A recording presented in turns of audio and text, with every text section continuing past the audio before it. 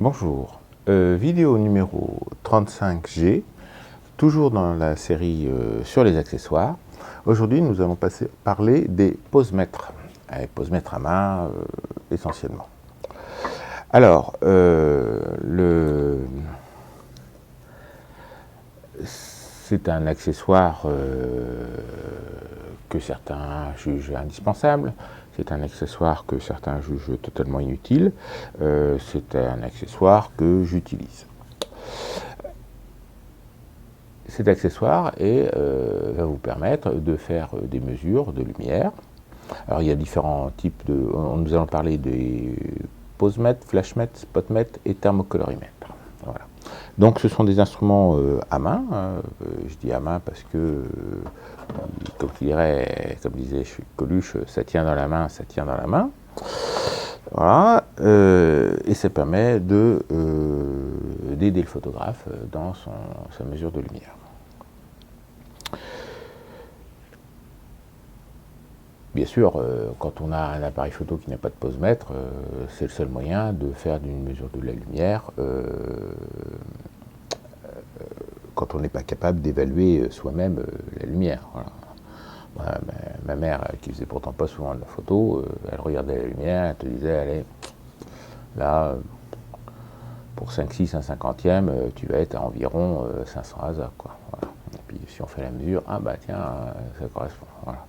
Parce que en fait, elle avait appris la photo avec mon grand-père, et que à l'époque, le film coûtait très très cher, c'était un sport de luxe, et il fallait bien réfléchir à ce qu'on allait mettre, et tout comme ça, et donc il lui avait appris à regarder la lumière, choses comme ça. C'est quelque chose que j'arrivais à faire du temps de l'argentique, où je faisais vraiment beaucoup de photos, voilà, parce que, et là, c'est une capacité que, entre guillemets, j'ai perdue avec le numérique, parce que tu appuies, tu déclenches, tu vois, donc tu dis, tiens, c'est trop clair, tu regardes l'histogramme, ça va à gauche, à droite, voilà. Bon, ceux qui arrivent à faire ça, c'est très bien pour eux. Il y a aussi des applications sur les téléphones portables. Alors, je vais en parler tout de suite. Donc, il y a des applications sur les téléphones portables qui utilisent la caméra. Alors, il y a deux types d'applications. Il y a des applications qui utilisent la caméra de l'appareil photo, de la caméra du téléphone portable, et puis vous changez les paramètres d'exposition, et puis vous voyez le résultat. Et puis il y a d'autres applications qui utilisent un petit accessoire qui se branche dans la prise du téléphone, dans la prise casque du téléphone, et qui comporte une cellule et qui fait la mesure à peu près correctement.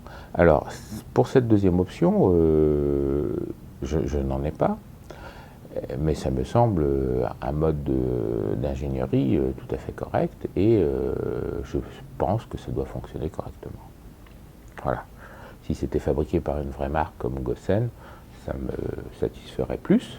Peut-être que j'en aurais du coup. Mais on voit des petits Kickstarter, on voit des choses comme ça, Made in, je crois, ou un truc comme ça, je ne suis pas sûr de la marque, qui font des choses, et bon, bah, sur la publicité, ça fonctionne. Voilà. Mais comme on n'en croise jamais, si vous utilisez ces petits adaptateurs avec une surface blanche opalescente que l'on met dans le téléphone pour faire des mesures, si vous utilisez ça et que vous en êtes content, mettez-le dans les commentaires. Les premières applications qui existaient pour téléphone, donc utilisaient la caméra, s'en servaient comme un appareil photo, mettez les réglages, vous mettiez les réglages, et puis vous voyez le résultat directement à l'écran. Donc il y a des gens qui en sont particulièrement fans, qui vous expliquent à longueur de forum que c'est merveilleux, c'est parfait, des choses comme ça. Voilà. Le problème de ce type d'application et le problème des posemètres à main, d'une manière générale, c'est dans quel facteur de cas ils ont été calibrés. Alors le facteur de cas, je vous renvoie à la vidéo dont je ne me souviens plus laquelle, où j'en parle. Le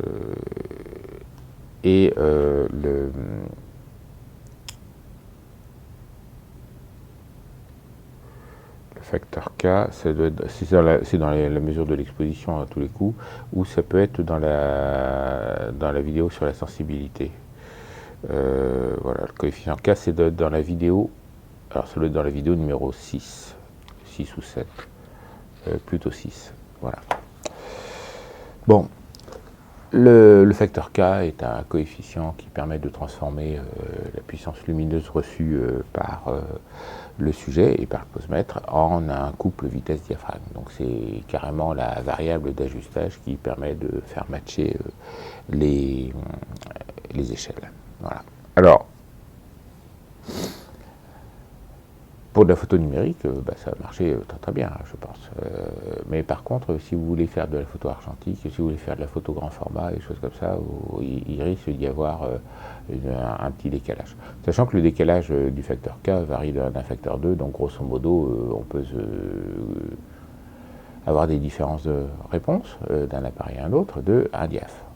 Un diaph, peut-être 2 ou choses comme ça, mais un diaph, c'est à peu près sûr. C'est à peu près sûr. Voilà.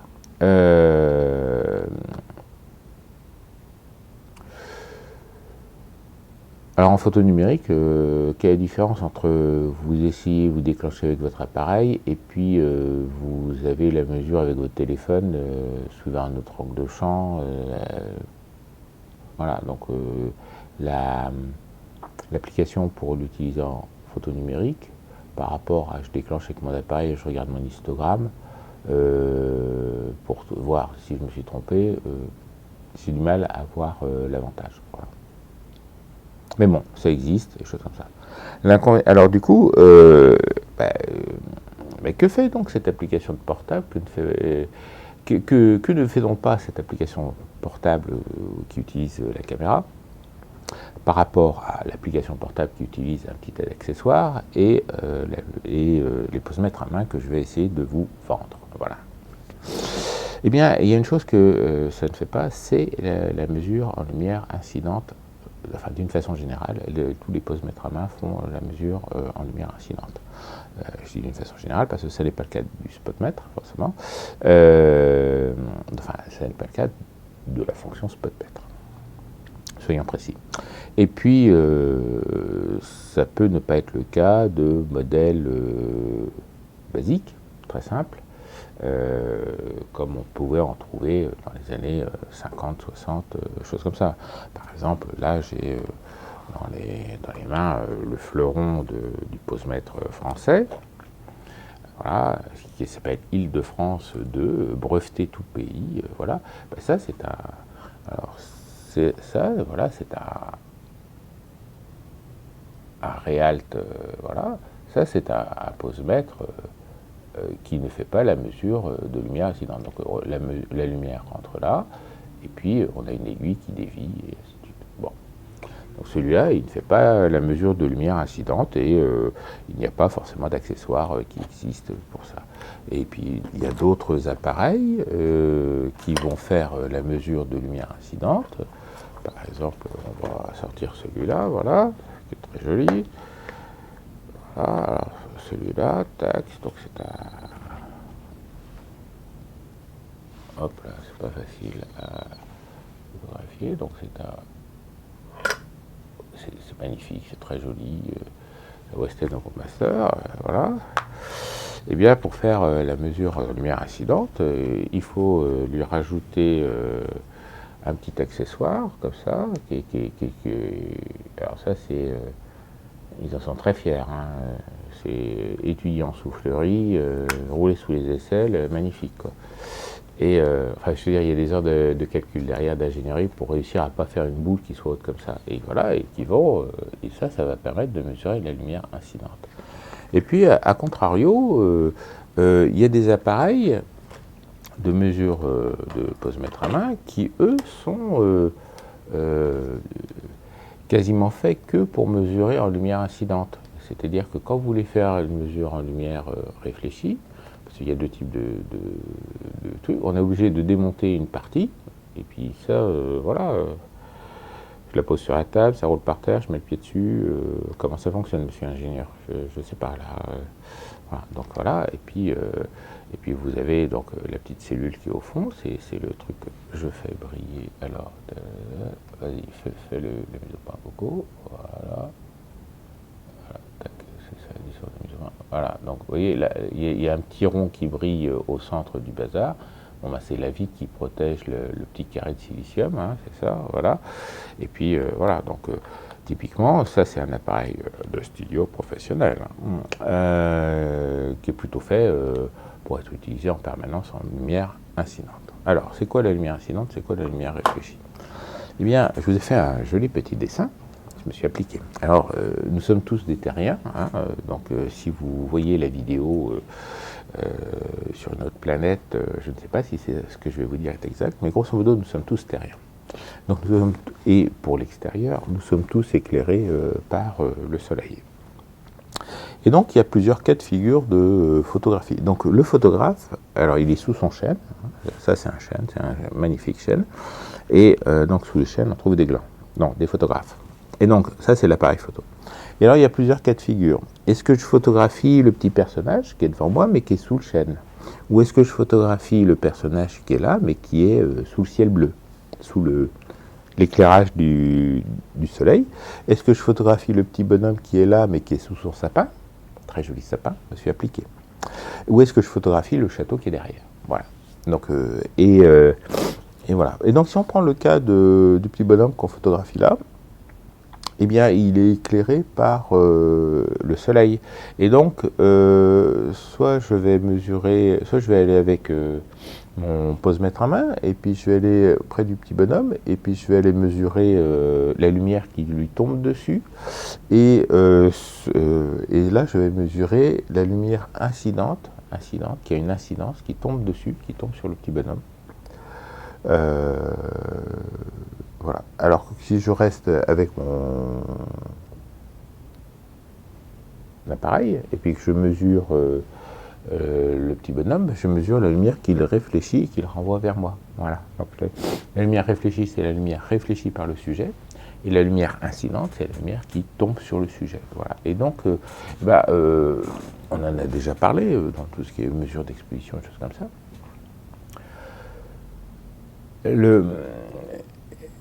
Là, vous me voyez, parce que je suis devant l'écran, je crève l'écran par ma personnalité, mais si ça paraît bleu, c'est parce que de la lumière blanche qui me tombe dessus, toutes les longueurs d'onde sont absorbées, sauf le bleu qui repart vers vous. Et donc, la lumière que réfléchit mon polo, c'est du bleu, donc il n'absorbe pas le bleu. Voilà. Et par contre, il absorbe la lumière rouge, il absorbe la lumière verte. Voilà. Donc, si on l'éclairait qu'en lumière rouge, il serait noir. Si on l'éclairait qu'en lumière verte, il serait noir, et ainsi de suite. Le tableau blanc, le mur blanc, il reçoit de la lumière blanche et il renvoie de la lumière blanche. Voilà. Et donc, là où je veux en venir, c'est que s'il y a beaucoup de lumière, je fais renvoyer plus de lumière bleue, mais je ne peux pas renvoyer plus de lumière bleue que la lumière qui me tombe dessus. S'il y a moins de lumière, je vais renvoyer moins de lumière bleue. Ma puissance lumineuse, et la puissance lumineuse de mon bleu, du blanc, du truc comme ça, de chaque partie des pièces, c'est une fonction de la lumière que je réfléchis, que le sujet renvoie vers l'appareil photo.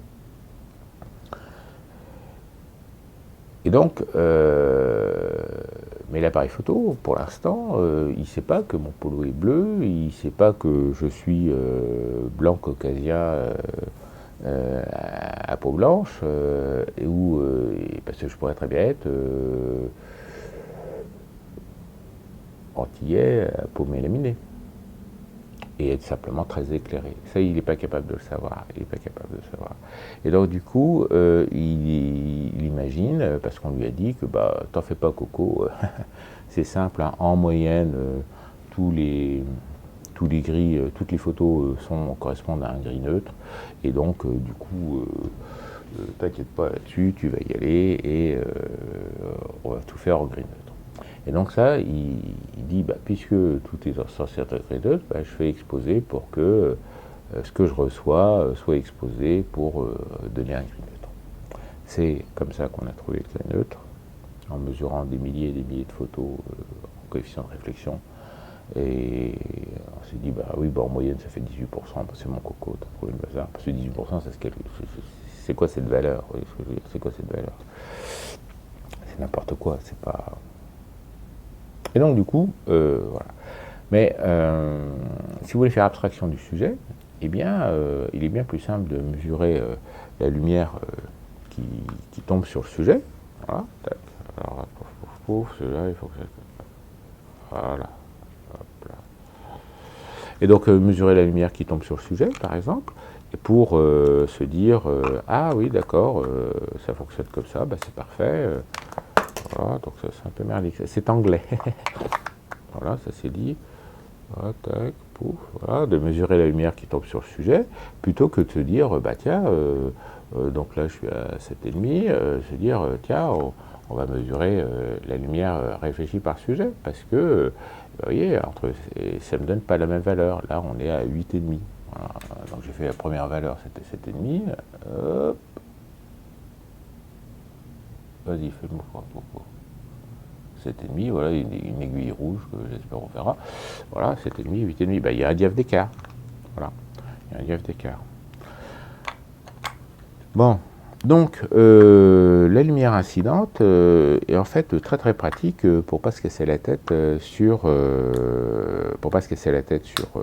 la mesure de la lumière sur les sujets complexes ou sur les sujets lointains. Par exemple, si je photographie le château, là, j'ai un collègue qui photographie Chambord, il dit « Ah, mais Chambord, c'est blanc et tout ça, je rate mes expositions, ça va pas, et comment je fais pour mesurer avec le pose-mètre à main, et tout comme ça, en incidente ?» Je dis « Si tu es sous ton arbre, tu fais quelques pas pour prendre la même lumière que le soleil, le même soleil que Chambord, et puis tu fais ta mesure en lumière incidente, et puis tac, tac, tac, tu reportes les paramètres, et c'est bon. » Voilà. Les mesures incidentes marchent très très bien en extérieur, mais marchent aussi très très bien en studio. Voilà, à partir du moment où vous maîtrisez le problème, et on va en parler, il n'y a aucun souci. Il n'y a aucun souci. Voilà. Et que quelques rares cas où on peut pas, où il faut beaucoup réfléchir quand on utilise la mesure incidente, où il faut des fois corriger la mesure incidente. Mais sinon, ça marche dans 99% des cas. Voilà, donc lumière incidente, lumière réfléchie, et on va voir maintenant un peu les technologies des posemètres, parce que bon, je vais en amener une petite kyrielle, et puis voilà, donc je vais aller chercher mon gris neutre, et je reviens. Je suis de retour, et donc le gris neutre, vous vous souvenez, je vous l'avais présenté, ça se présentait dans une pochette comme ça. Si j'arrive la facture, c'est mieux, voilà, une pochette comme ça.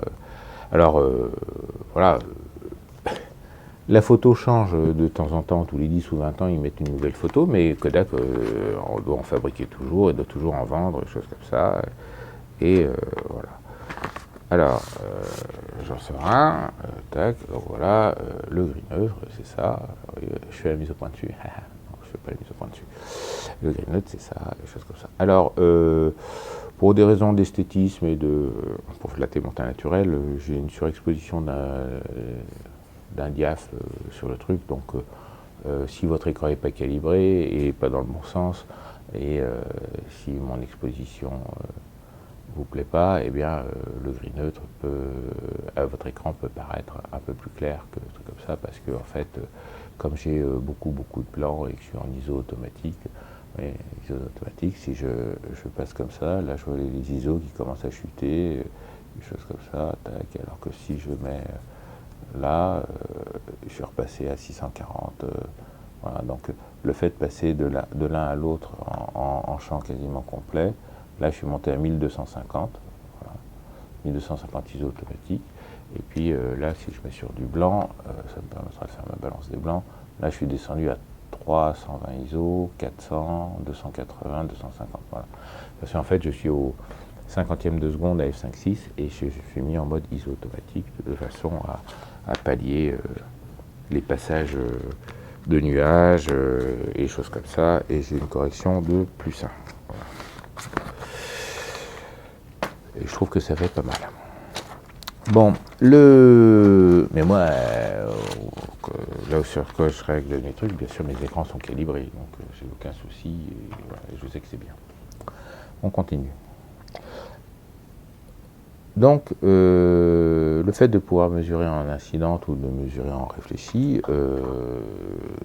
c'est dû à la présence d'un petit bout de plastique blanc qui va venir se mettre devant la cellule. Voilà, donc clac, c'est devant la cellule. Là, je fais une mesure incidente, pouf, pouf, clac, voilà, tac. Et puis là, je fais une mesure réfléchie. Voilà, c'est aussi simple que ça. C'est aussi simple que ça. Le petit bout de plastique blanc va intégrer toute la lumière sur 180 degrés sphérique. C'est 2 pistes radians. Enfin bon, 180 degrés, 180 degrés, une demi-sphère. Et puis,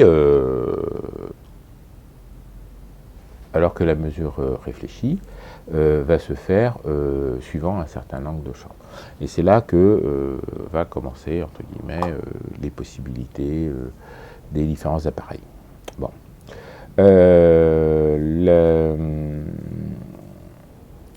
Alors, en général, c'est 30 degrés. En général, c'est 30 degrés.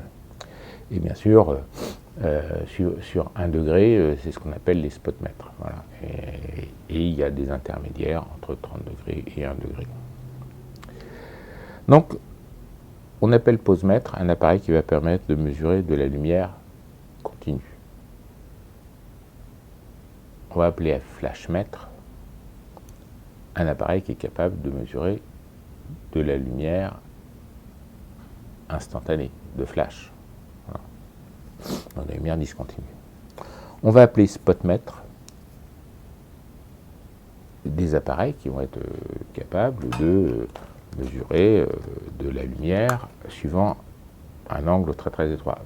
Forcément, du coup, très très étroit, se fait qu'en lumière réfléchie.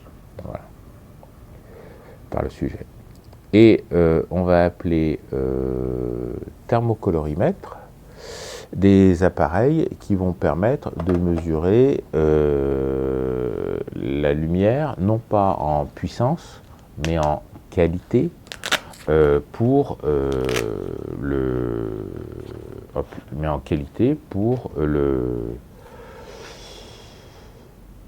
connaître les dominantes rouges, vertes et bleues qui sont dedans, des choses comme ça. Donc thermocolorimètre, voilà, par exemple, on y reviendra, j'utilise celui-là, qui est un très très bon modèle et qui est très intéressant.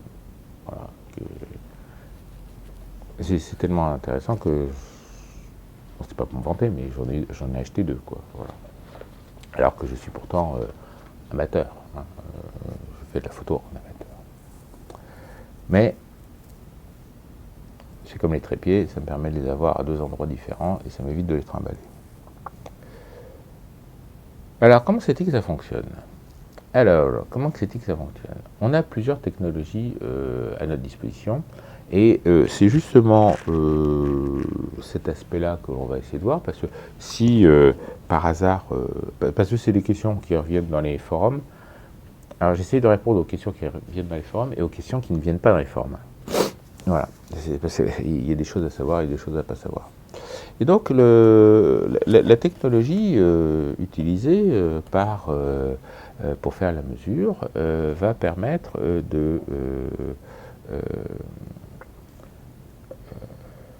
va rendre un appareil agréable à utiliser ou pas, durable ou pas, et précis ou pas. Voilà. Et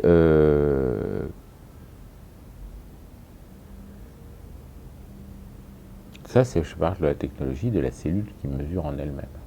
Après, il y a la façon de lire la mesure qui va rendre l'appareil durable ou pas, agréable ou pas, utilisable ou pas.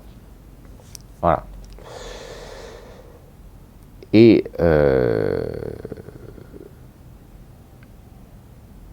Et puis voilà, donc je vais vous montrer un peu tout ce que j'ai, je vous ai expliqué pourquoi c'est bon, pourquoi c'est pas bon, pourquoi moi j'estime que c'est pas bon, et pourquoi j'estime que c'est bon. Alors bien sûr, il y a beaucoup de matériel que je n'ai pas, parce que j'estime qu'il n'est pas bon. Et alors on m'a fait la remarque en commentaire, Dominique, oui, tu as fait des propos péremptoires comme ça, des trucs comme ça. Bah oui, mais j'ai essayé, j'ai évalué, j'ai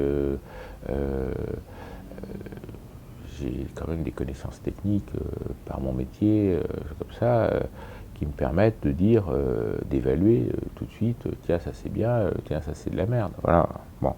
Et puis, des fois, j'achète pour essayer, pour tester. J'achète, ou je vais dans les magasins pour voir, ou quand je rencontre quelqu'un qui dit, ah tiens, t'as acheté le dernier Canon un programme, mais fais-moi voir, alors parle-moi de ton truc, alors comment c'est, tout comme ça, puis j'interview et tout comme ça, voilà.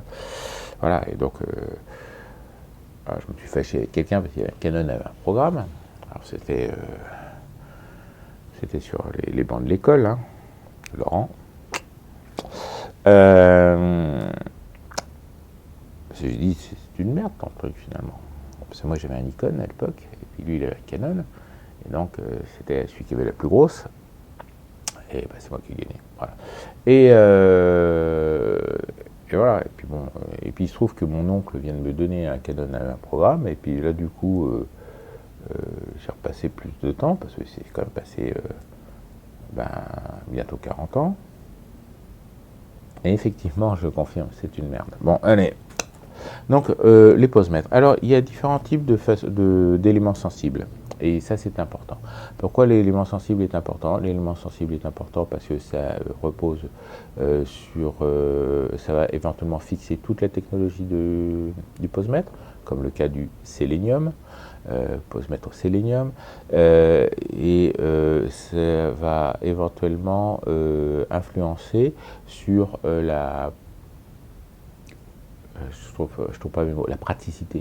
Est-ce que c'est vraiment pratique pour mesurer, des choses comme ça, comme le cas entre la cellule CDS ou la cellule au silicium. Voilà. Donc on va commencer par le sélénium. Alors le sélénium, c'est quoi? Alors donc, grâce à Gérard Métro, j'ai une splendide cellule sélénium à vous montrer, pour vous montrer la base du truc au départ, et finalement on comprend tout. Enfin, on comprend tout de suite. Et en fait, c'est la base du truc au départ, et c'est la raison du problème du truc. Donc la cellule au sélénium, c'est en fait un disque de fer, voilà, parce qu'avec un disque de fer, tu peux tout faire, sur lequel on a mis un dépôt en verre de sélénium. Alors, est-ce que c'est de l'oxyde de sélénium? Est-ce que c'est, je ne sais plus quoi, enfin bon, c'est du sélénium. Et on a recouvert ça avec un film d'or, ce qui fait que ces cellules ont volontiers un reflet bleu, parce que l'or très fin, ça a la couleur bleue, et ça n'a pas la couleur dorée. Voilà. Et donc, on mesure la tension entre la base en fer et le dépôt d'or qui est dessus. Alors, voilà, donc ça ressemble vaguement à une cellule photovoltaïque, hein, sauf que, à la différence avec la cellule photovoltaïque, c'est que le support est en silicium, alors que là, le support est métallique. Alors, je n'ai pas d'aimant sur moi, mais on pourrait la coller en magnet. Et on voit un petit anneau argenté, sur lequel est soudé un fil. Voilà. Alors, attendez, je rentre dans ma zone de mise au point, il fait la mise au point Coco. C'est rapide. Après, on va nous dire, ouais, il a un autofocus super rapide. Alors, je suis peut-être un peu trop près, je sais pas. Voilà. Donc, vous voyez un anneau argenté sur lequel est soudé un fil. Et en fait, tout le problème du sélénium va se reposer sur cet anneau argenté et cet éventuel fil. Parce que alors j'ai un copain qui collectionne les cellules. Je tiens à préciser, je ne collectionne pas les cellules. Et donc il me dit, le sélénium, en général, ne pose aucun problème. C'est très très durable, ça marche vraiment très très bien. Mais par contre, la connexion sur la face avant, c'est une plaie. Parce que le dépôt d'argent conducteur s'oxyde et ça va pas du tout. Et sur certains modèles, c'est impossible à réparer. Sur d'autres, bon, il suffit de le refaire avec du truc comme ça. Donc lui, il collectionne les cellules. Il y en a plus de 300 ou je sais pas combien. C'est un petit objet bien attachant, vous voyez ce que je veux dire, c'est une bidouille, il y a des trucs à tourner, tout ça c'est sympa, on rigole bien. Il dit, donc grosso modo, donc la cellule au sélénium est en fait un générateur de courant. Hein, il génère un courant de tension, il génère des volts, quoi. Il met en mouvement des électrons. Et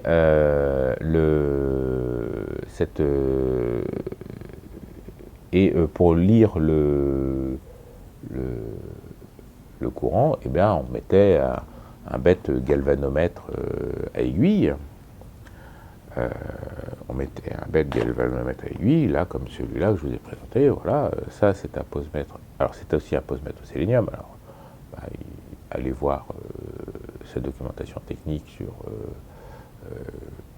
comme ça, et puis il y a l'aiguille, là je cache le truc, là on l'ouvre. Alors vous voyez, alors pourquoi je passe autant de temps là-dessus, parce que bon, ce sont des objets sympathiques qu'on trouve parfois en brocante, on se dit ah bah tiens, j'en aurai un, et puis ça va faire le job.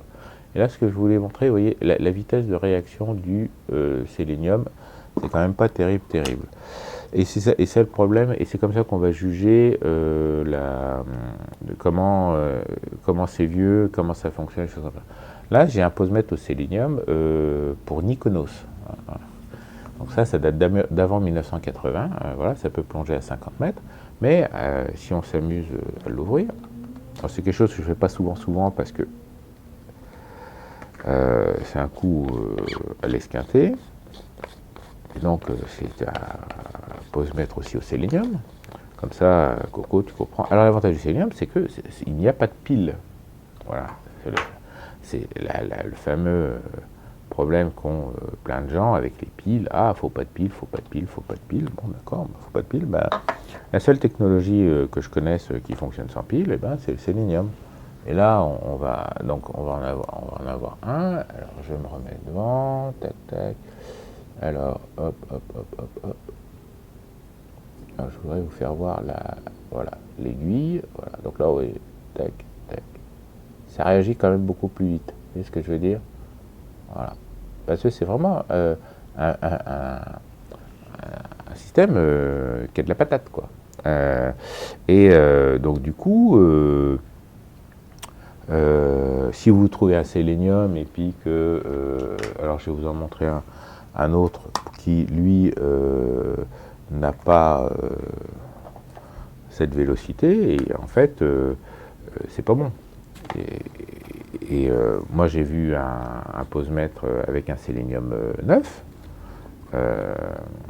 ça réagit. Alors ça, je suis pas sûr que sur celui-là je vais pouvoir faire. Voilà. Donc celui-là, hop, voilà. Alors, faut voir l'aiguille rouge. Alors la mesure est derrière. Est-ce que l'aiguille bouge? Voilà. Bon, c'est quand même un peu lent tout ça, quoi. Voilà.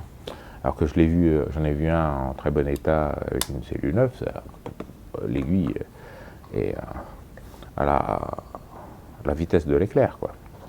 Voilà. Donc, on continue sur un truc comme ça. Donc, le sélénium, c'est un joli... ça fait des jolis posemètres. Hein. Là, vous avez un Weston Euromaster. C'est tellement joli que j'en ai acheté deux, du coup, pour essayer d'en trouver un bon, quoi. Mais voilà, ça se vend cher, choses comme ça. Et puis en plus, il y a différents fabricants, choses comme ça. Donc c'est un objet de collection, c'est un sujet de collection qui peut être intéressant, parce que là j'ai une Sangamo Weston, mais vous pouvez même en retrouver des fabriqués quand ça a été racheté par Schlumberger, avec, voilà, donc là c'est une Escribi instrument en Écosse, celle-là elle a été faite en Écosse, voilà. Et d'ailleurs, tiens, j'en profite, alors je ne sais pas si on va le voir facilement, mais il y a les policiers qui arrivent. Sur la partie arrière, alors on va attendre que ça fasse une mise au point. À côté du petit point noir qui est là, vous avez marqué ASA et puis K égale 1. Voilà, donc le coefficient K, c'est pas une invention. Hein, je veux dire, c'était sur l'appareil de réglage et puis c'est sur un posemètre de classe internationale, quoi. Voilà. Donc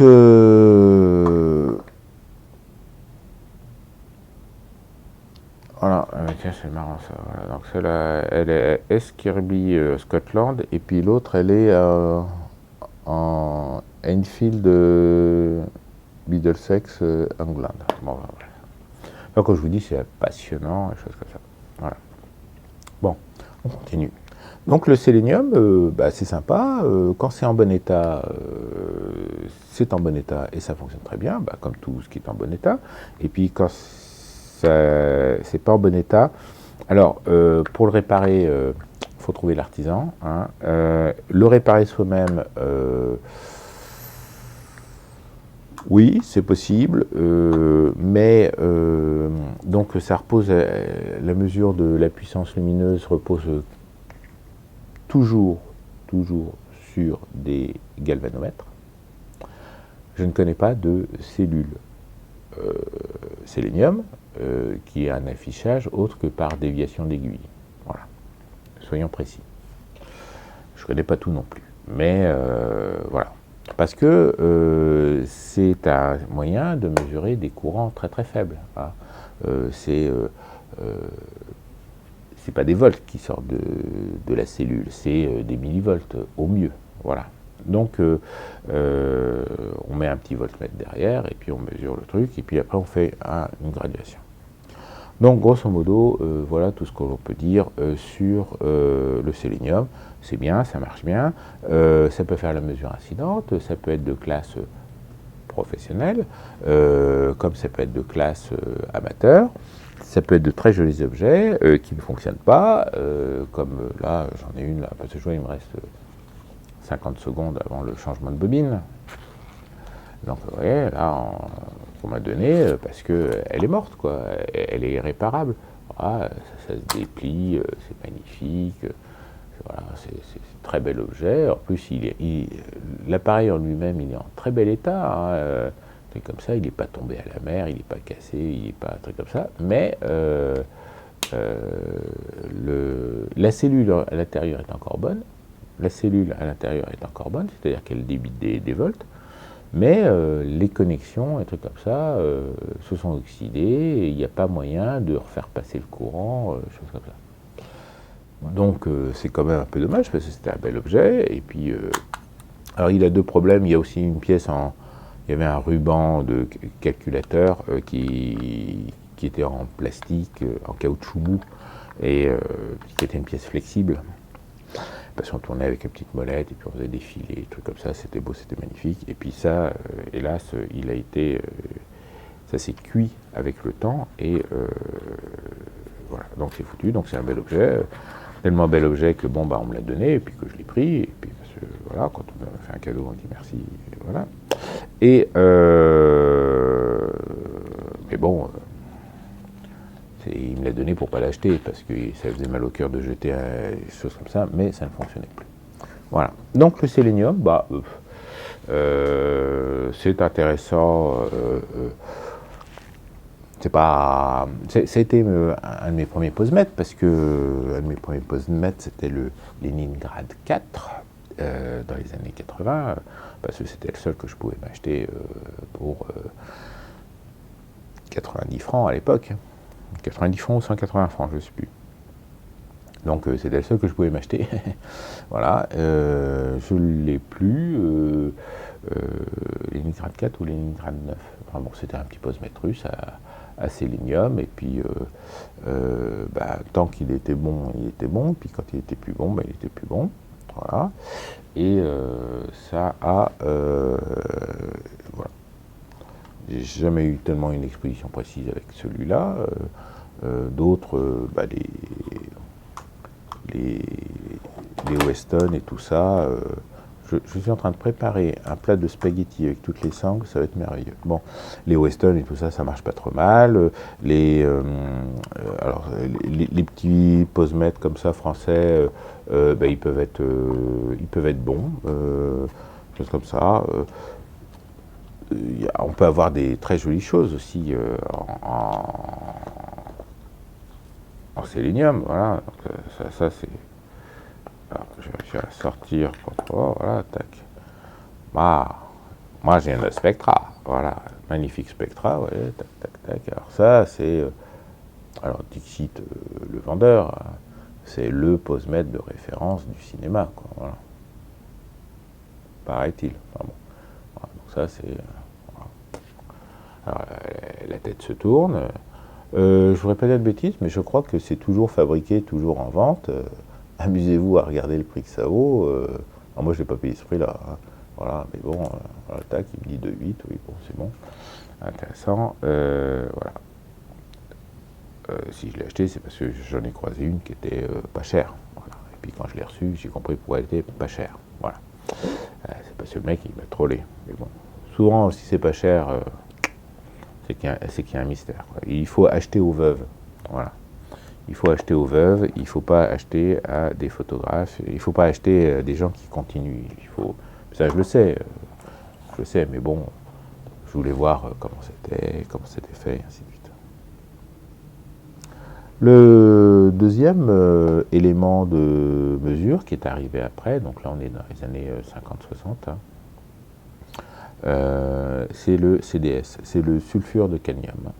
Alors le sulfure de cadmium, c'est une LDR, donc c'est une résistance qui varie avec la luminosité. Donc c'est une résistance variable, c'est un petit composant, un petit bout de... J'allais dire de silicium, mais non, pas du tout, c'est pas forcément sur du silicium. Mais on met du sulfure de cadmium, hein, donc cadmium c'est un métal, sulfure c'est du soufre, ça fait une molécule, et cette molécule réagit à la lumière en laissant plus ou moins passer le courant. Et donc du coup c'est quelque chose qui va fonctionner avec une pile. Et la variation de la résistance entre le complètement opaque et le complètement éclairé va être fonction de la surface de la sensibilité, la surface sensible, active, et la forme des peignes, des électrodes et des choses comme ça. Voilà. Alors je ne suis pas sûr qu'on va le voir, mais par exemple j'ai un posemètre de laboratoire Ilford qui utilise une cellule au sulfure de cadmium, donc c'est le truc qui est dans le petit trou, non, on ne le verra pas, donc je ne vais pas insister, mais non, c'est pas ça, mais voilà, celui-là c'est à CDS, hein. Alors, non, on ne la voit pas non plus, donc ils sont tellement fiers qu'ils ont marqué dessus Sixtomat CDS, donc vous voyez ce que je veux dire, c'est facile de savoir si c'est un CDS. Donc c'est un élément photorésistif. La résistance varie avec la lumière. Et je vais traiter en parallèle le SBC, qui est le Silicium Blue Cells. SBC. Alors SBC, c'est un terme qui est employé par Gosen, mais qui est aussi employé par Hamamatsu, qui fabrique les éléments et choses comme ça. Et donc du coup, je ne suis pas persuadé que ça soit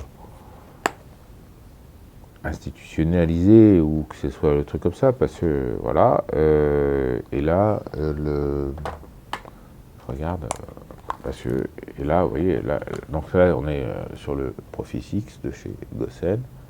Voilà, et là, c'est carrément écrit au milieu, en gros, SBC, parce que ça, c'était la modernité coco. Et grosso modo, si on regarde sur la face avant, alors sur la face avant, on verra rien, et donc on verra rien, on voit une espèce de petit reflet bleuâtre, un peu bizarre, et voilà. Et alors le SBC, il n'est pas en générateur non plus, il doit faire Il doit varier en résistance aussi, choses comme ça, mais voilà. Donc c'est une cellule silicium.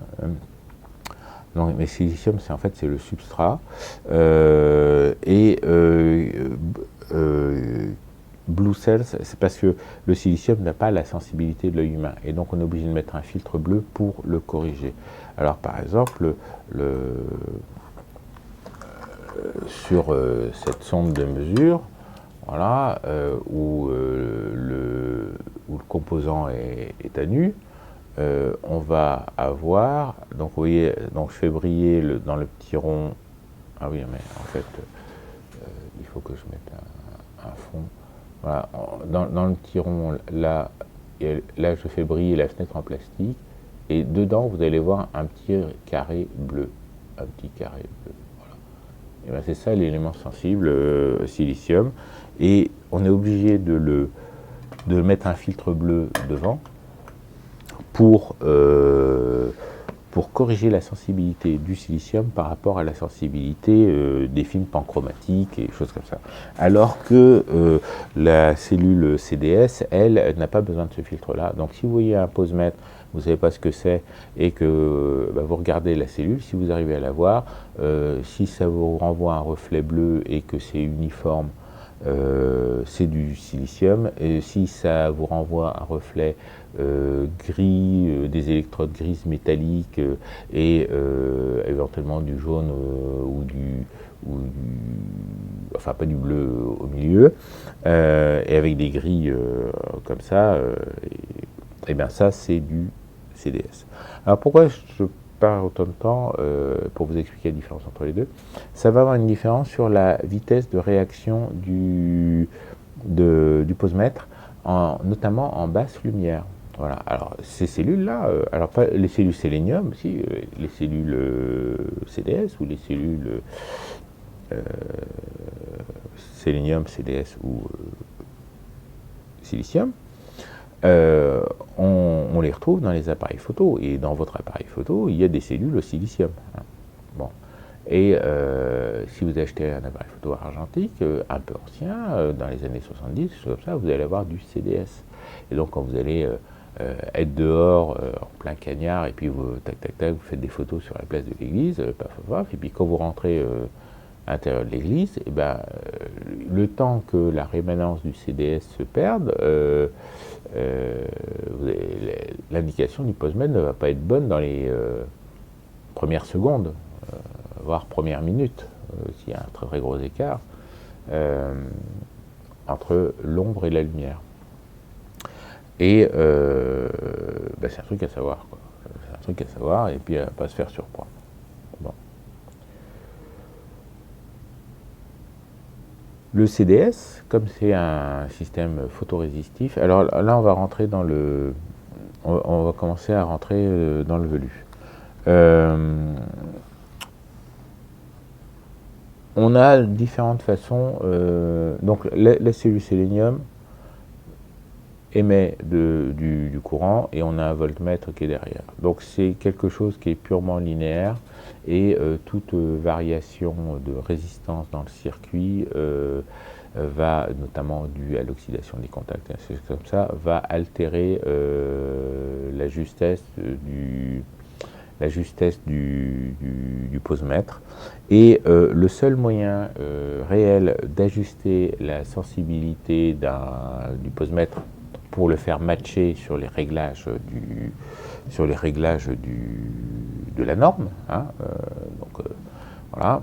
Je ne connais pas, à ma connaissance, de sélénium qui ont une petite résistance variable à l'intérieur pour ajuster le bazar, parce que il y a le problème de la linéarité, choses comme ça, entre le galvanomètre et la capacité de la cellule. Alors ça dépasse un peu mes compétences en électronique, mais il y a un problème de linéarité. Donc on ne peut pas rajouter ou enlever de la résistance.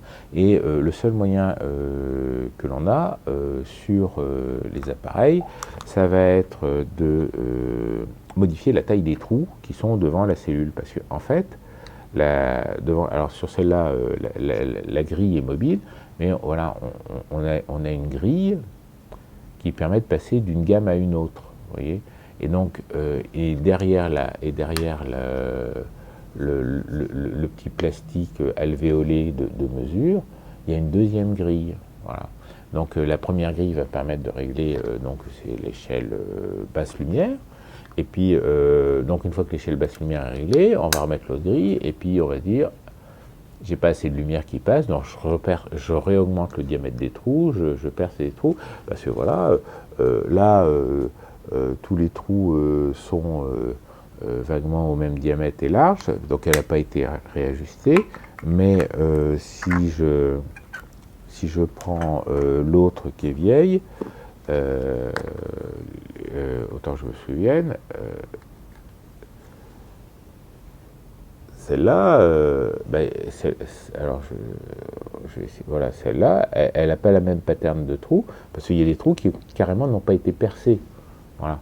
Donc même le et alors qu'ils sont estampés derrière. Enfin voilà, c'est d'un intérêt mineur, mais là, on a des trous, on voit la lumière qui passe au travers, et puis si je fais briller la surface, on s'aperçoit que la matrice de trous n'est pas la même. Parce qu'en fait, il y a des trous qui sont pré-percés, mais qui ne sont pas percés jusqu'au bout. Voilà. Et je m'aperçois que si je retourne de l'autre côté, des trous pré-percés, il y en a encore plus. Voilà. Donc c'est le mode de réglage normal du truc, c'est tant qu'il n'y a pas assez de watts, tu perces des trous et tu fais passer la lumière. Voilà. À tel point, c'est que certains appareils, certains appareils vont avoir comme mode de fonctionnement normal, comme mode de fonctionnement normal, alors celui-là, voilà, donc d'utiliser des disques à trous, des disques à trous qui vont se glisser devant le sélénium, et celui-là c'est celui du 125 ASA, voilà. Donc quand je mets ça pour 125 ASA, ma lecture sur mon aiguille suiveuse est directe en diaphragme, voilà. Parce que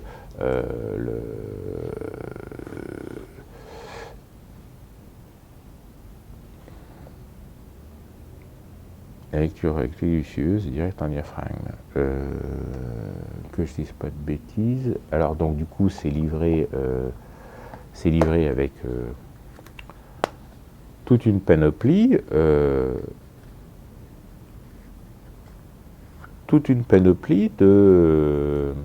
d'écrans. Toute une panoplie d'écrans, parce que sinon ça marche pas. Et on s'aperçoit que la personne qui l'a fait ajuster a fait ajuster tous ces écrans parce que chaque écran a été repercé, trou agrandi et choses comme ça, parce qu'ils ne sont pas noircis. Donc c'est à ça qu'on voit que c'était touché, et il y en a quelques-uns qui n'ont pas été touchés, ou très peu touchés. On s'aperçoit que les trous sont effectivement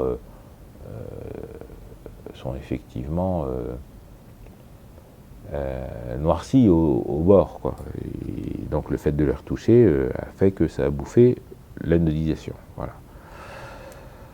Et donc, normalement, ça permet d'avoir une lecture directe, pour une vitesse donnée. Et comme c'est un truc de cinéma, à tous les coups, ça doit être pour le 50e de seconde, des choses comme ça.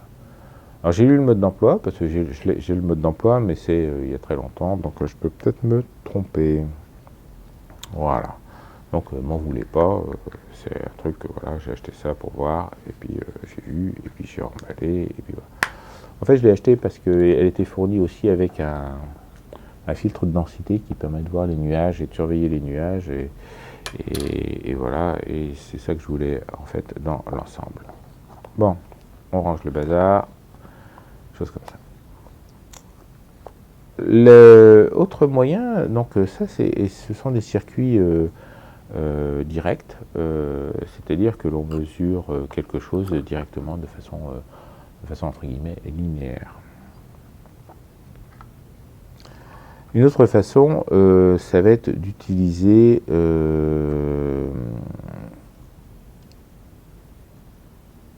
dans le cadre de la CDS, et je crois aussi de la SBC, c'est résistif. La résistance du composant varie avec la luminosité. Et donc du coup, les systèmes électroniques pour mesurer ça peuvent être plus ou moins simples, plus ou moins complexes, et plus ou moins larges. Et notamment, on peut avoir des systèmes linéaires, comme avec le sélénium, c'est-à-dire que grosso modo, on a une pile, l'élément, le galvanomètre, soit beaucoup plus, je vais dire complexe, beaucoup plus élaboré, comme avec le pont de Weston. Alors Weston, je fais toujours une faute, donc je le mettrai en commentaire. Le pont de Weston, qui est une autre façon de mesurer la résistance. Et là où c'est important, c'est que y en a un qui s'affranchit de la puissance électrique de la pile. Et donc du coup, un posemètre CDS simpliste, éventuellement comme celui-ci, avec un circuit simple. Alors je ne suis pas sûr que celui-là soit comme ça, mais dans certains appareils comme ça, il y a des circuits simples où le posemètre CDS, la justesse du posemètre CDS repose beaucoup sur la tension d'alimentation de 1,35 V, qui est la tension de la pile au mercure, qui est une pile qui est extrêmement durable dans le temps, puisque la pile au mercure est interdite de vente en Europe depuis 1980, et moi j'ai encore des piles au mercure qui sont bonnes. Voilà, donc voilà, une pile que vous pouvez conserver 40 ans, qui est toujours bonne, mais il n'y a que le mercure qui fait ça. L'oxyde d'argent ne le fait pas, le lithium ne le fait pas, le mercure le fait.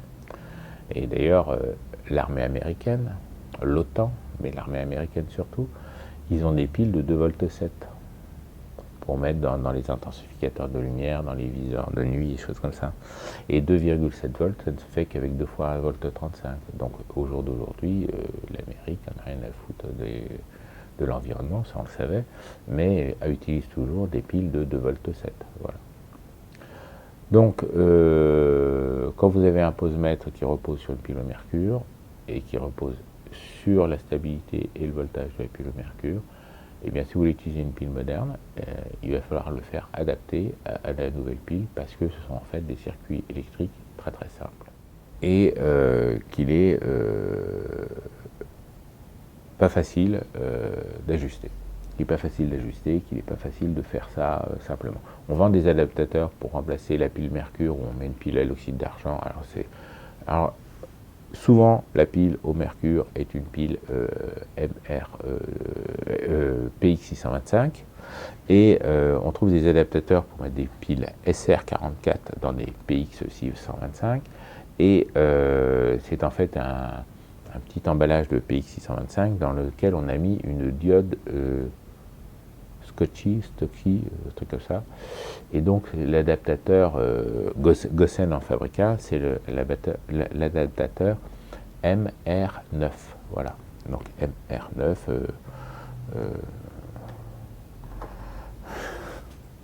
Michel Roméo 9, ou Mouloud Rachid 9. Pas tout. Il n'y a pas de raison pourquoi ne pas employer aussi leur prénom. Enfin voilà.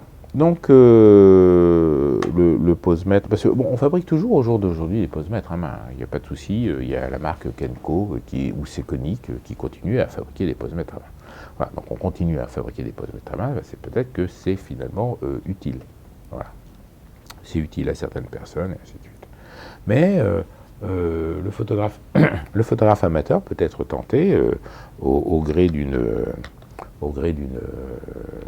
visite à la capitale, au gré d'une occasion, dans une brocante ou chose comme ça, ou dans une salle des ventes, ou sur eBay, ou se dire ma vie serait plus belle si j'avais un posemètre à main, j'aurais le poil plus brillant, je ferais tirer de la queue et tout ça, ou j'en ai envie, ou tout simplement j'en ai envie.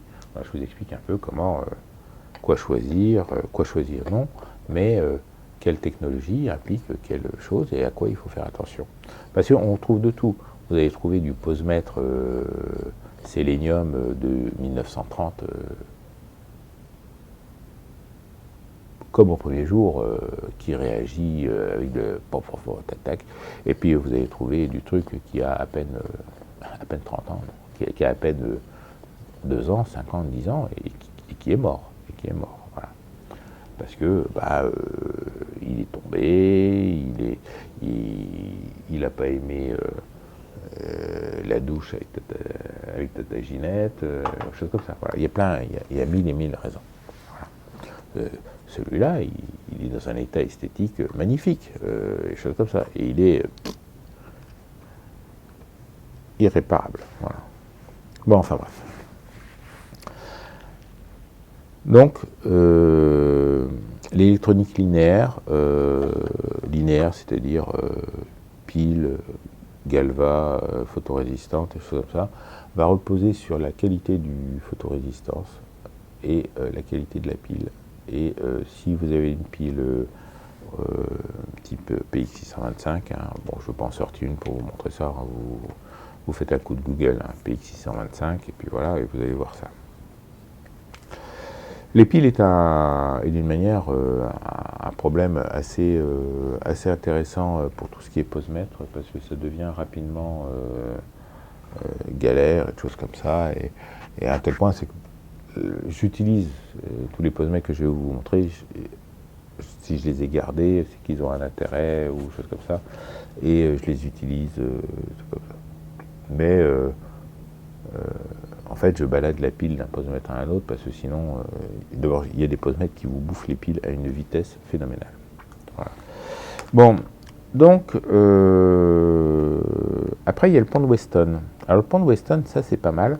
Le pont de Weston, c'est un système de mesure, donc qui permet de mesurer précisément deux résistances, une résistance inconnue et une résistance connue, en mesurant un courant différentiel qui passe en les connectant d'une certaine façon. Donc on fait une espèce de, un peu comme un pont de diode, donc c'est une structure carrée, et donc il y a une résistance variable, deux résistances connues, et une résistance variable mais connue. Voilà. Et donc du coup, et si vous mesurez la tension entre les deux, vous voyez tout de suite des déséquilibres. Et donc du coup, vous pouvez ajuster en tournant, en faisant varier votre résistance connue sur une valeur connue, retrouver la résistance inconnue de la résistance variable de la cellule de mesure en fait. Et c'est hyper précis. Et donc, ce type de mesure électronique va vous changer la vie du point de vue du photographe et sur la manière dont fonctionne le posemètre. Et c'est là où j'en arrive. Donc il y a plusieurs types d'affichage. Il y a les affichages à aiguille, donc pour l'instant on ne parle que des affichages à aiguille, et puis après il y a les affichages numériques, on verra les affichages numériques après. Donc on a deux types d'aiguilles, on a des aiguilles suiveuses, ce qu'on appelle les aiguilles suiveuses, et on a les aiguilles à zéro central. Alors les aiguilles suiveuses, c'est simple, c'est, voilà, on a un posemètre, ça c'est une aiguille suiveuse, c'est un petit posemètre, alors ça c'est un posemètre au silicium, bien moderne, c'est la Sekonic Twinat, Sekonic Twinmat L208, voilà, adoré de tous les leichéistes adorateurs du M2, voilà. Enfin, il y a des gens qui l'aiment beaucoup. Alors je l'ai acheté pour voir. Voilà, typiquement, une cellule que j'ai achetée pour voir. J'en ai croisé une sur un forum, elle n'était pas chère, et je me suis dit, tiens, allons-y Coco, regardons ce que ça donne. Très joli modèle, très bien fabriqué, magnifique, possibilité de mesure incidente, mesure réfléchie, des choses comme ça.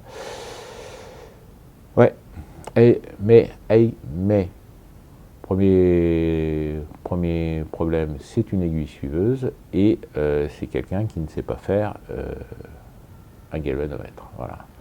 Donc, ok, pouf, donc je fais ma mesure, voilà, c'est vous le photographe, je mesure. Donc là, si j'oriente pile poil vers l'appareil photo comme on devrait faire, comme on vous dit de faire, et puis en fait, si on se dit, bah tiens, on va plutôt orienter comme ça, ah oui, mais alors attends, pour faire ma mesure, ah oui, alors il faut que je retourne dans le truc, ah oui, mais c'était où avant? Ah oui, tac. Parce qu'il n'y a pas de graduation. Il y a une aiguille verte, excuse-moi, il y a une aiguille rouge, voilà, j'essaye de faire sans faire briller.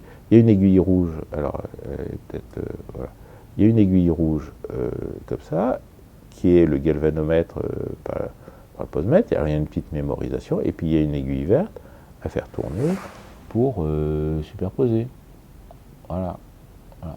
Mais là où vous allez tout de suite comprendre, c'est si je superpose, et si j'incline un peu comme ça ou un peu comme ça, il y a une telle différence de hauteur entre l'aiguille verte et l'aiguille rouge qu'il y a une parallaxe. Voilà. Et donc, c'est pas gênant qu'il y ait une parallaxe. Mais dans ce cas-là, on met un petit miroir sur le fond du galvanomètre et il faut régler le truc quand on voit son œil dans le miroir du cadran quand on regarde l'aiguille. C'est comme ça, il y a comme ça qu'on sait qu'on est aligné et qu'on est bien au-dessus, bien perpendiculaire. On va me dire, ouais, enfin, t'es gentil coco. Ouais, mais ça fait une erreur d'un diaph. Voilà, c'est-à-dire que entre je regarde à gauche, je regarde à droite, tac, tac, ouais, ça fait une erreur d'un diaph. Voilà. T'achètes un posemètre, et le simple fait de, quand tu regardes l'aiguille, qu'il soit comme ça, t'as une erreur d'un diaph. Il n'y a pas de problème, les gars.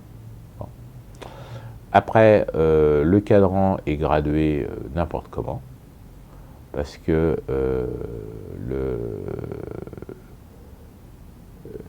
voilà.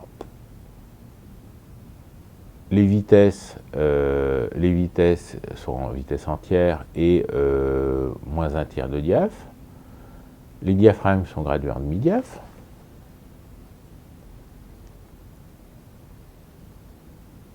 Alors, vas-y, fais-moi au point coco, voilà. Les diaphragmes sont gradués en demi-diaph, pourquoi pas, ça ne me dérange pas. Mais les vitesses sont graduées en... Il y a juste un point pour un tiers de diaph en dessous.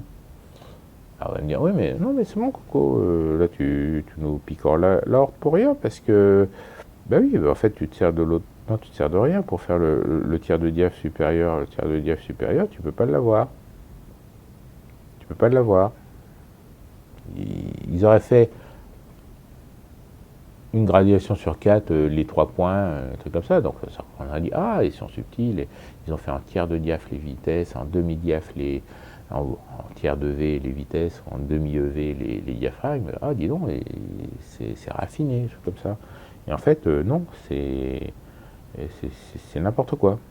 À mon avis, il y en a un, il s'est dit, eh bon, j'enlève un point sur deux, alors, puis voilà, c'est pas réglé. Et les sensibilités, alors je redécouvre, hein, parce que j'ai reçu ça, j'ai regardé, j'ai évalué ça en vente, et puis j'ai posé ça dans un coin. Les sensibilités, elles sont en demi. Voilà. Les sensibilités sont en demi. Donc voilà, ça a dû être dessiné par un stagiaire. Si vous êtes stagiaire, gueulez-moi dans les commentaires. Enfin bon, voilà, c'est joli. Non, mais le dingue, ils ont passé du temps à le fabriquer, à l'ingénierie, des choses comme ça. Mais il n'y a personne qui a vérifié, quoi. Personne qui a vérifié. Des sensibilités en demi-diaph, ça n'existe pas. La sensibilité, elle est entière. Voilà. Vous n'avez pas en demi, ça n'existe pas. C'est quoi la moitié entre 100 et 50 hasards 75? On n'est même pas sûr. Bon. Et enfin bon. Voilà. Donc ça, c'est ce qu'on appelle une aiguille suiveuse. C'est-à-dire que vous appuyez sur le bouton, le galvanomètre tourne, s'arrête sur quelque chose, soit vous lisez la valeur, soit vous lisez la valeur, soit vous lisez la valeur, celle-là aussi c'est une aiguille suiveuse finalement, et puis vous la reportez sur ce qu'on appelle un disque calculateur, hein, donc voilà, donc celle-là, alors normalement, tac, tac, tac, tac, hop, voilà, tac, voilà, ah, pouf, oui, donc ça fait trop. Donc, si je prends ma frite, voilà, tac, voilà, donc là je suis à 8, hein, je suis à 8, pouf, pouf, je suis à 8, et puis je vais reporter cette valeur de 8 sur ce qu'on appelle un disque calculateur, tac, tac, tac, et en face je vais lire, mes vitesses diaphragme, voilà. Que ce soit l'aiguille verte que l'on déplace avec le cadran, ou que ce soit une valeur que je lise et puis je tourne manuellement le cadran, c'est égal, hein, c'est pareil. C'est ce qu'on appelle une aiguille suiveuse. L'autre possibilité, c'est ce qu'on appelle une aiguille à zéro central. Voilà. Alors l'aiguille suiveuse est un joli indicateur d'une électronique simpliste à une électronique simpliste et linéaire. L'aiguille à zéro central peut être un indicateur d'une électronique un peu plus subtile et à comment dire, à pont de Weston. Voilà, parce que donc ceci est un posemètre à zéro central. C'est-à-dire que vous voyez la graduation sur le galvanomètre, hein, voilà, tac, là ça ne brille plus. On va de moins 3 à plus 3, on va de la Lune au Soleil avec un zéro au milieu. Voilà. Quand j'appuie sur le bouton pour faire ma mesure, pouf, alors tac, donc je vais essayer d'obtenir une mesure différente pour faire bouger le bazar. Voilà. Et moi, mon travail de photographe va être de tourner le bousin de façon à ramener, alors que je vois qu'il y a un peu de choses, de ramener l'aiguille au milieu. Voilà. Alors là, il y a une mémoire. De même que sur celui-là, il y a une mémoire, donc c'est quand même une électronique un peu plus sophistiquée, il y a une mémoire qui garde la tension pour que l'aiguille ne bouge plus. Et puis quand le truc s'éteint, quand la mémoire s'éteint, et ben, vous voyez, je ne veux toucher à rien, l'aiguille retombe avec en position de 0 du galvanomètre. Voilà. Alors quel est l'intérêt de l'un et de l'autre? Alors je vais vous expliquer, vous allez tout de suite comprendre. C'est quand vous allez faire une mesure ou un truc comme ça, et que donc pour la mesure en elle-même, c'est d'un intérêt relatif, sauf que bon, le pont de Weston est un peu mieux, et le pont de Weston s'affranchit des problèmes de tension. Et le pont de Weston s'affranchit des problèmes de tension, voilà, essentiellement. Alors que le circuit linéaire, beaucoup moins. Et il peut y avoir des posemètres entre guillemets linéaires avec une régulation de tension, dans le circuit. Alors ça va être intéressant quand on va faire des mesures de contraste. C'est-à-dire que voilà, bon, vous êtes le photographe, je suis le sujet, et puis vous dites bon ben voilà, là je fais ma mesure incidente, donc je règle mon zéro, hein, tac tac tac, bon, je règle mon zéro, j'espère que ça se voit. Et puis vous allez dire ah oui mais alors et mon éclairage de gauche là, tac. Ah ben, mon éclairage de gauche, il est sous ex de 2 diaph. Voilà, tac. Je n'ai pas tourné un indicateur, il me dit il est sous ex de 2 diaph. Et puis mon éclairage de droite, qui est de gauche pour vous, et à droite pour moi. Et mon éclairage principal, il est réglé, voilà, il est à un petit tiers de diaph ou un truc comme ça. Voilà. L'aiguille n'est pas parfaitement sur le zéro. On va essayer de nous faire un tiers de diaph. Voilà. Donc ça va vous permettre de connaître le contraste facilement.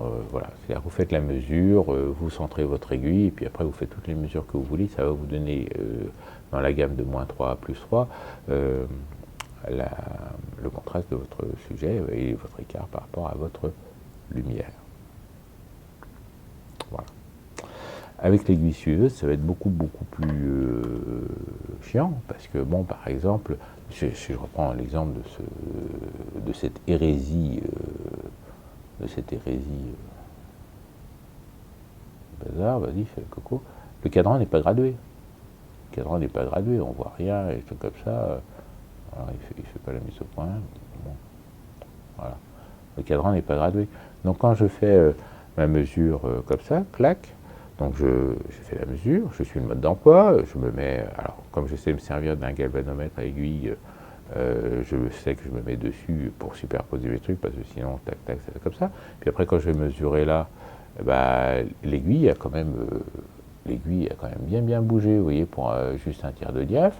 Et puis quand je vais là, bah, l'aiguille n'a quasiment pas bougé, tiens, d'ailleurs, oui. Quasiment pas bougé pour la mesure là. Alors c'est possible que de l'une à l'autre, là, c'est bougé un peu. La lumière en elle-même est un peu bougée. On voit pas parce qu'il y a les ISO automatiques. Là. Ah bon. Et donc, oui, je vois bien l'aiguille qui bouge, mais ça correspond à combien de diaph de variation de luminaison, comme ça. Le cadran n'est pas gradué. Et si je bouge le truc, il faut que je me souvienne d'une mesure à une autre. Ah oui, tiens, j'étais sur telle ou telle valeur. Alors bien sûr, on peut réfléchir avec sur le cadran, donc décidément sur le cadran, il y a une petite fenêtre là où c'est marqué EV pour expose value. Voilà. L'expose value est un seul chiffre, un moyen de montrer toutes les vitesses diaphragme possibles. Toutes les vitesses diaphragme possibles du sujet. Pas du sujet, toutes les vitesses diaphragme possibles offertes par la puissance lumineuse de l'éclairage que vous avez. Voilà, je retrouve mes mots. Donc il y a les aiguilles suiveuses et les aiguilles à zéro central. Alors les aiguilles à zéro central, moi je trouve ça vraiment très pratique. C'est donc là, comme je ne sais pas me retenir, j'en ai bien sûr plusieurs, mais par exemple ça c'était mon deuxième posemètre que j'ai acheté, que j'ai eu en 1985-86. Voilà. 85-86, voilà, c'est mon deuxième posemètre. Voilà. Donc au début j'ai acheté un Leningrad à 180 francs, et puis après, je ne sais plus s'il me l'a vendu ou s'il me l'a donné. Voilà, donc, et celui-là, bon, je vais vous en parler un peu plus longuement, parce que, voilà, mais par exemple, voilà, j'en ai un deuxième comme ça. Et j'ai aussi le Lunas XF, par exemple, voilà, parce que le Lunas XF offre quelques petites fonctionnalités que n'offre pas le Profix facilement, et puis voilà. Donc, alors c'est des choses que je croise dans les petites annonces, des choses comme ça, à des prix intéressants, et du coup, je me laisse tenter, voilà. Un autre type d'affichage que l'on peut avoir, c'est ce qu'on appelle l'affichage numérique. Alors, quand je dis affichage numérique, on a différentes possibilités. Alors ça, je vous l'ai déjà présenté, c'est mon posemètre de base qui est dans tous mes sacs. C'est pas vrai parce que j'en ai que 3 et j'ai plus de sacs que ça. Voilà. Donc c'est le Digiflash. Voilà. Alors ça c'est entre guillemets c'est le posemètre de base chez moi maintenant. Voilà. Le Profix, c'était dans les années 80-90. J'ai un peu évolué. Mais bon, comme je ne vois rien, je me sers encore du Profix très régulièrement. Et donc celui-là, voilà, il a un affichage on ne peut plus rudimentaire. Hein, alors je ne sais pas si on va le voir très bien, mais donc sur les lignes du bas c'est marqué EV, puis en haut c'est la sensibilité ISO. Voilà. Donc là on me dit que je suis à EV9, et puis j'ai un petit disque calculateur, clac clac, voilà. Et je mets sur 9, et tout d'un coup je vois sur la couronne blanche la vitesse, écrit au centre le diaphragme, c'est bon, il a fait la mise au point, oui, écrit au centre le diaphragme, et puis voilà, quoi. Et tout d'un coup, d'un seul œil, on voit ce qu'on veut, et des trucs comme ça. Et si je fais mes mesures comme ça, là, bon, il trouve 9 aussi. Et puis si je fais mes mesures comme ça, là, il trouve 6 de points. Alors 6 de points, ça veut dire 6 et 2 tiers de diaphragme. Voilà, parce que c'est gradué en tiers de diaphragme. Donc pour aller de 6 de points à 9, et ben, ça fait 2 et 1 point. Voilà, parce que 6 et 2 points plus 1 point, ça fait 7. 7 et à 9, ça fait 2, donc ça fait 2 et 1 point. Donc on peut facilement mesurer son contraste. C'est pas aussi visible, aussi lisible que le zéro central, mais ça le fait, et choses comme ça, et puis voilà. Et puis on trouve vitesse diaphragme, pouf, on voit tac tout de suite grâce au disque calculateur. Donc le disque calculateur, j'en parle beaucoup, peut-être que c'est bien. Voilà. Un autre posemètre affichage numérique, celui-là. Alors, comment on le réveille? On le réveille comme ça, voilà. Alors, c'est un Minolta Autometer 3F, important F. Alors c'est pareil, c'est encore un truc que j'ai acheté pour voir. Hein. Et clac, clac, tac. Voilà.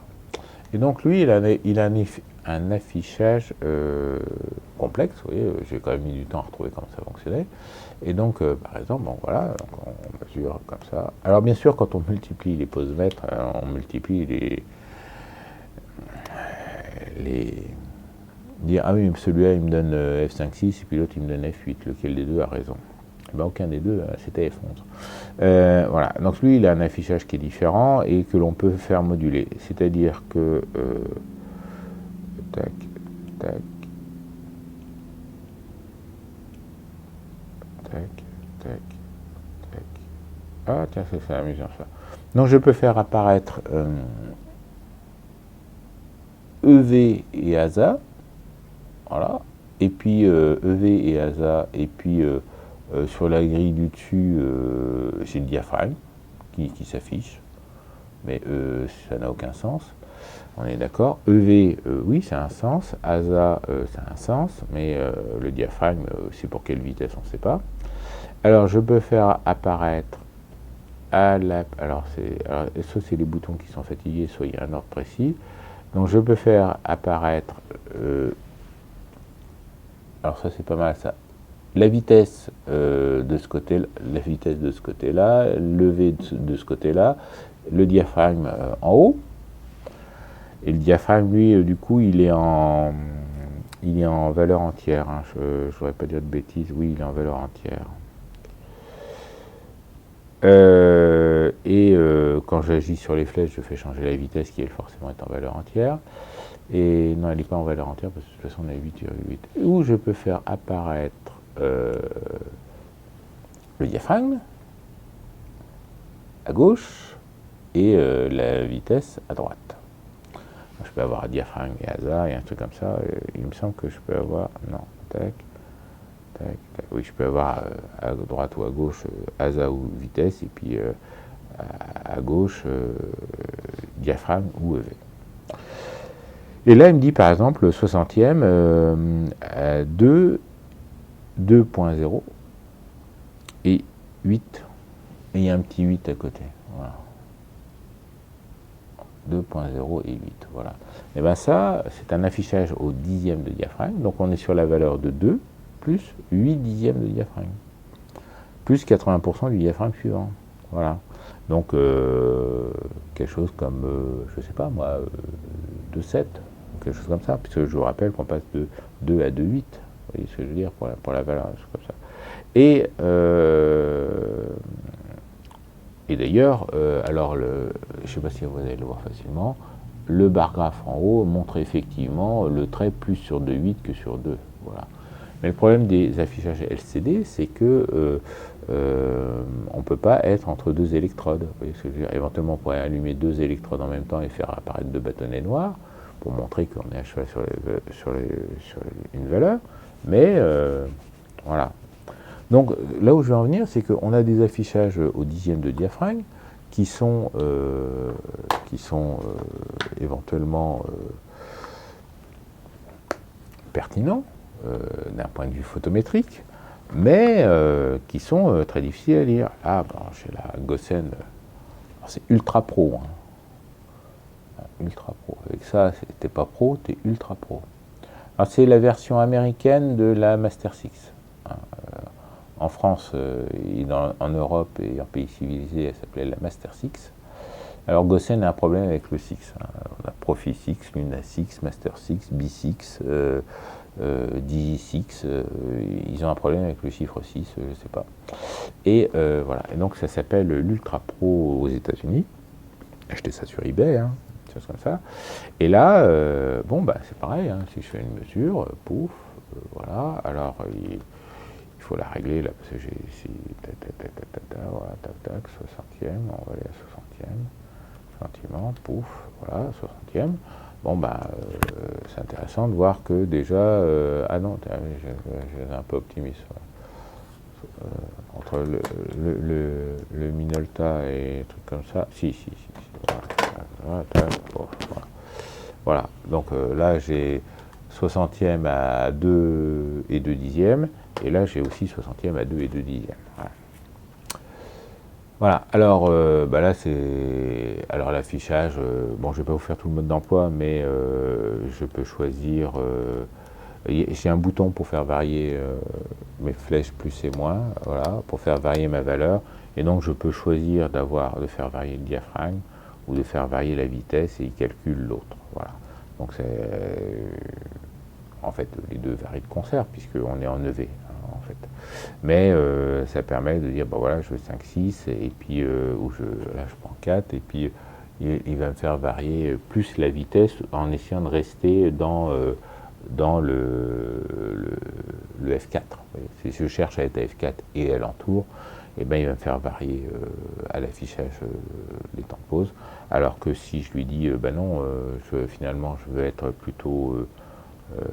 m'imposer un temps de pause et puis voir le diaphragme que ça fait. Et là, effectivement, il me propose du F1, ou puis là, il va me proposer quasiment F2.8, des choses comme ça. Donc, c'est pas un problème de précision, c'est un problème de confort, de rapidité de lecture, de rapidité d'interprétation, des choses comme ça. Et voilà, parce que il va de soi que. Enfin, il va de soi, non, c'est pas. Ce posemètre-là, et c'est la Rolls-Royce des posemètres à main de chez Gosen dans les années 80-90. Hein, voilà. Je suis sûr que la mesure a un taux de répétitivité, répétabilité, tout comme ça, parfait, des choses comme ça, par rapport à, entre guillemets, un petit truc destiné aux amateurs, des choses comme ça, et voilà, qui est fait pour concurrencer une petite merde comme ça, voilà. Mais ce qui va faire que vous allez vous servir de votre posemètre, ce qui va faire que vous allez y prendre du plaisir, ainsi de suite, c'est, bah oui, je sors le truc, j'appuie sur le bouton, ça fonctionne tout le temps, je ne suis pas en train de dire, merde, il a encore bouffé les piles, voilà, parce qu'il n'y a pas d'interrupteur, pardon. Le problème des cellules de Digiflash, Digi6, version 1, version 2, c'est que ça bouffe les piles à un phénomène, à une vitesse grand V.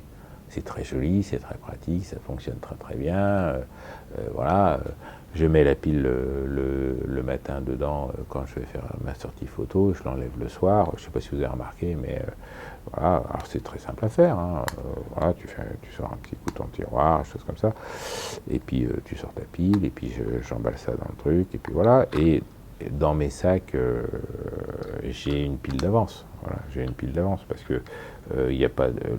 C'est un posemètre qui ne s'arrête pas. Il ne s'arrête pas.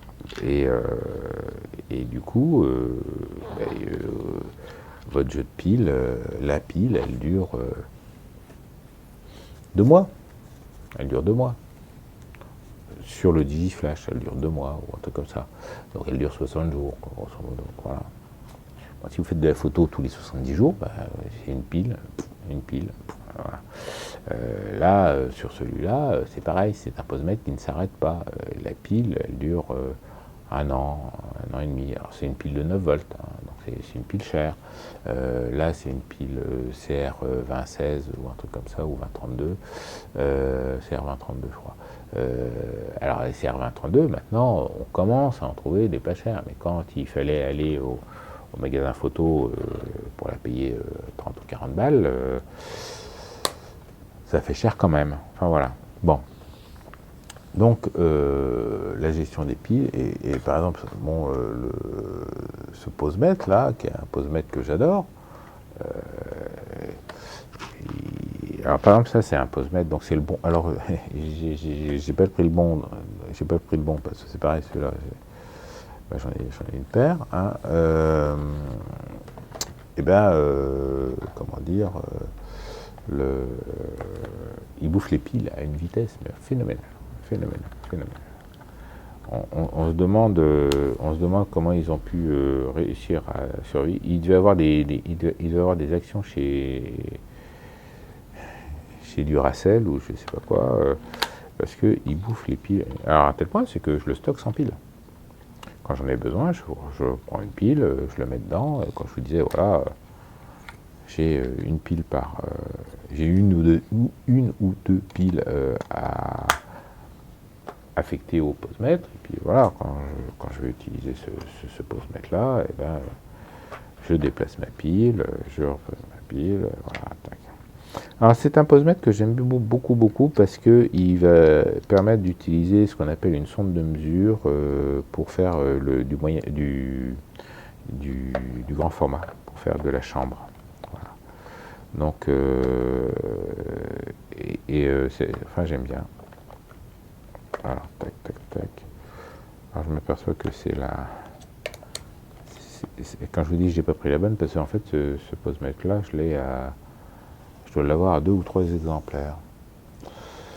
Alors, donc c'est un tac, hop.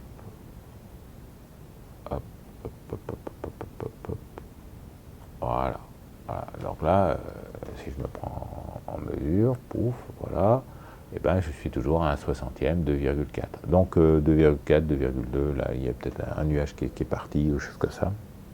Donc déjà c'est consistant, donc j'en ai 2, 3 qui sont consistants, c'est déjà bien.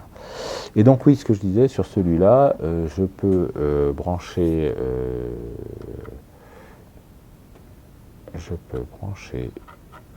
une sonde, voilà, donc qui est la sonde que je vous ai montrée, et ça, la sonde, elle va dans la chambre, donc je ferai une vidéo sur la chambre photographique, parce que c'est une bonne idée. Et donc ça me permet de faire une mesure TTL à travers la lentille sur une chambre grand format. Voilà.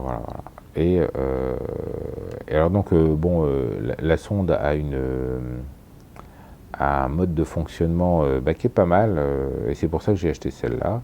Et donc on va arriver maintenant un peu à parler des accessoires. Voilà. On va parler un peu des accessoires. Voilà, parce que tout le diable se cache dans les accessoires. D'ailleurs, je me suis aperçu que j'ai oublié de vous parler d'un accessoire dans la vidéo 15, je sais plus quoi. 15A, 35A, un accessoire indispensable, c'est la poire pour souffler les poussières, des choses comme ça. Donc ça, j'achète ça sur eBay. La dernière fois, alors, au début, j'utilisais ce qu'on appelle des poires à lavement, ça se trouve en pharmacie. Poires à lavement, et ça marche très bien, mais la poire à lavement n'a pas de valve à l'arrière, donc ce qui fait que quand vous bouchez, ça se regonfle pas. Et donc du coup, la poire à lavement pousse de l'air devant et la réaspire devant, pousse de l'air devant et la réaspire devant. Donc vous pouvez, alors on peut aspirer avec, c'est intéressant, mais on peut aussi aspirer sa poussière et puis la recracher dessus, vous voyez ce que je veux dire, donc c'est pas ça. Alors que les bonnes poires photo ont une valve derrière qui permet d'aspirer quand même le truc. Alors bien sûr, si je bouche avec le pouce, ça pousse et ça aspire. mais c'est pas le mode de fonctionnement normal. Alors c'est une valve à l'arrière pour aspirer, mais c'est pas une valve à l'avant pour empêcher le truc de rentrer. Hein. C'est un truc tout simple, hein, vous voyez, ça peut se ranger comme ça, des choses comme ça. Voilà. Alors moi j'ai pas pris le modèle avec ailette et choses comme ça pour que ça se pose vertical, qui est une connerie. Mais ça, donc ça se trouve à 1 € en Chine, sur eBay. Quand vous faites venir ça, vous en faites venir 4 ou 5. Comme ça, vous en avez d'avance dans le tiroir, vous en avez une dans votre tiroir, vous en avez une dans votre sac, vous en avez une dans la bagnole, vous en avez une partout où vous voulez. Et c'est pratique. Voilà, voilà. Bon, nous allons parler maintenant des accessoires. Et puis finalement, non. Donc finalement, ceci va conclure la vidéo 35G1 sur les posemètres de base. Posemètres de base. Parce que bon, j'ai pas réussi à traiter tout ce que je veux, puis je vois que ça commence à faire, ça va faire une vidéo longue. Et donc il va y avoir la 35G2, G3, G4, G5, G6. Je ne sais pas jusqu'où ça va m'emmener, parce que c'est un terme que je voudrais quand même traiter complètement. Et donc là, il nous reste à traiter donc les accessoires de posemètre. Et puis après, ce qui va nous permettre d'arriver sur les spotmètres. Et puis thermocolorimètre et flashmètre. Voilà. Voilà. Donc la suite, donc dans la 35G2 est suivante. Voilà. Bon, bah, pendant ce temps-là, pensez écho, hein, pour essayer de comprendre, d'optimiser. Voyez, donc là, on a un intermédiaire. Je ne vais pas vous dire acheter des posemètres, acheter des flashmètres, ça serait ridicule. Mais voilà, donc attendez la suite, que je ne vais pas tourner dans la foulée. Donc c'est pour ça que je ne sais pas quand ça va arriver. Attendez la suite avant de prendre une décision d'achat ou quoi que ce soit. Pour voir si vous en avez besoin ou pas besoin. Moi personnellement, c'est quelque chose que même en photo numérique j'utilise tout le temps, puisque les petits posemètres comme ça, ben, j'en ai 3 actuellement en service, hein, parce que j'ai 3 sacs différents avec 3 systèmes différents et que alors vous allez me dire, oui, t'en as 3? Ouais, oui, j'en ai 3. Ouais. Alors c'est vrai que oui, au prix du neuf, ça coûte cher. Au prix du neuf, ça coûte cher. Mais d'abord, il y en a qu'une que j'ai acheté neuve. J'ai tout acheté d'occasion, sinon. Premièrement. Et puis, si je les ai achetés, c'est que je les ai croisés d'occasion à un prix vraiment très intéressant, qui permettait de comme ça. Et voilà, donc je ne veux pas donner de prix pour pas casser les ventes des autres ou quoi que ce soit, c'est pas pour ça, mais les prix c'est éminemment variable, surtout sur l'occasion, parce que d'un coup, c'est hype, et puis tout le monde en recherche, et puis voilà, parce que quand je vous parlais dans les accessoires du Douk Douk à 6 €, j'ai été voir après. J'ai le point qui s'est barré là. Quand je vous parlais du Douk Douk à 6 €, j'ai fait une rapide recherche sur Internet et sur Google pour voir que le Douk Douk tournait plutôt aux alentours de 24 € maintenant. Voilà, le prix de 6 €, je ne l'ai pas sorti d'un chapeau, ça valait 6 € dans les années 2000, quoi. Voilà. Donc quand on vous demande, quand on vous dit non, il n'y a pas d'inflation et trucs comme ça, bah, vous pouvez dire qu'un objet industriel fabriqué en France, fabriqué à tiers, est passé de 6 € à 24 €. C'est multiplié par 4. Voilà. Prenez votre salaire de l'an 2000, regardez s'il était multiplié par 4 et après on en rediscute. Voilà. Bon. Donc, moi, c'est des posemètres que j'achète aux alentours de 100 €, 80 €, 60 € quand j'ai de la chance. Le dernier que j'ai acheté, je l'ai acheté neuf en promo, il était en promo. Moi, je peux me souvenir, j'ai dû le payer 200 €. Voilà. Bon, je voulais m'en acheter un neuf quand même de temps en temps. Ça, c'est un truc que je l'ai acheté. Alors je t'ai dit, je vais la revendre parce que je m'en sers pas. Alors j'ai cherché le prix, je l'avais payé, je lui ai payé 45 €. 45 euros, c'est un resto, quoi. Vous voyez ce que je veux dire? C'est un restaurant pour une personne. Entrée, plat, dessert, ou choses comme ça, un peu mieux, quoi. Avec un coup de vin. Donc, c'est de l'argent, on est d'accord, c'est de l'argent, mais on a bien l'occasion d'en dépenser beaucoup plus que sur des choses qui ne restent pas. Vous voyez ce que je veux dire? Je ne sais pas combien vous payez votre forfait Internet, ou choses comme ça. Moi, j'ai pas Internet, par exemple. Chez moi, j'ai pas le téléphone. Voilà, parce que personne m'appelle, voilà. Donc chacun met son argent où il veut, mais voilà, c'est pas non plus. J'ai pas vendu un rein pour avoir ça, quoi. Voilà. Donc, j'étais en train de faire ma conclusion, puis je m'aperçois que je suis reparti pour une tranche de 20 minutes, donc on va écourter. Donc, soyez cool, attendez la suite, et au revoir.